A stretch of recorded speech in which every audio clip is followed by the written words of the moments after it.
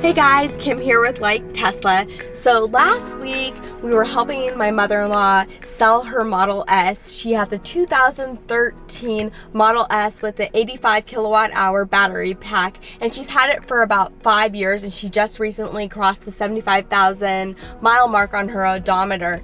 And seeing that she had all the information saved on her center screen, we were able to calculate some really fascinating information about the long-term ownership of her Model S.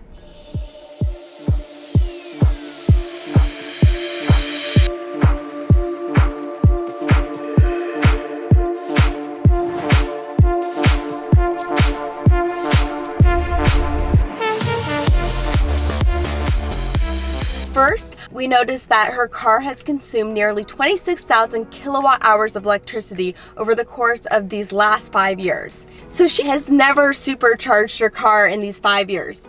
Plenty more on that in a minute. So since 2013, her 75,000 miles of driving have cost her roughly $2,000 in electricity. By contrast, a comparable gas car would require about $15,000 of fuel and need some 214 stops at a gas station over 5 years.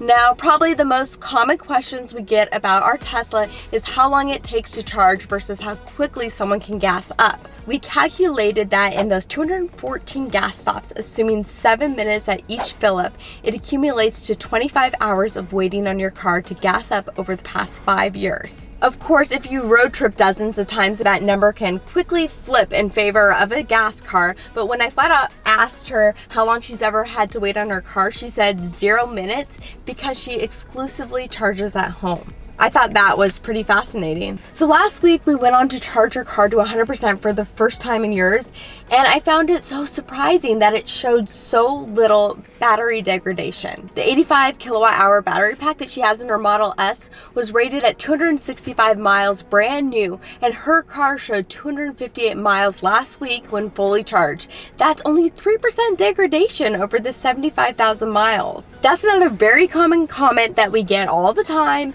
Get ready for those batteries to brick out after an X number of miles. That clearly doesn't add up to either of our experiences. They don't die if you actually take care of them.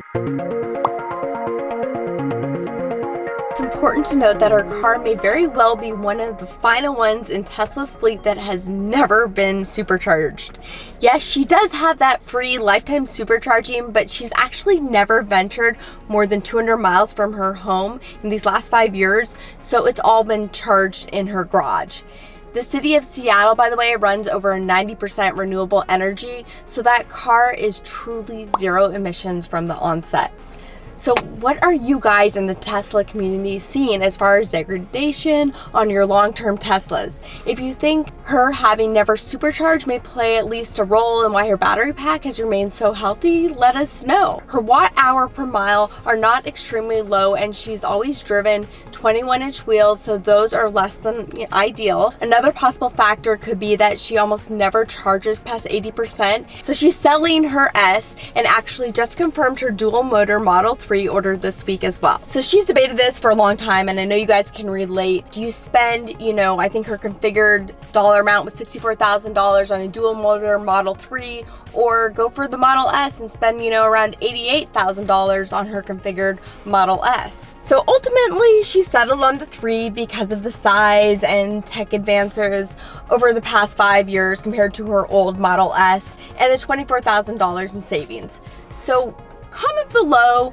I'd love to hear your thoughts on your experiences with your battery or other EVs you've known, and let us know what you guys think. Also, if you've had the same dilemma over should you buy a Model 3 or an S, and you've compared them, what did you guys decide to do? What would you do in that situation? Let us know, and thank you for watching.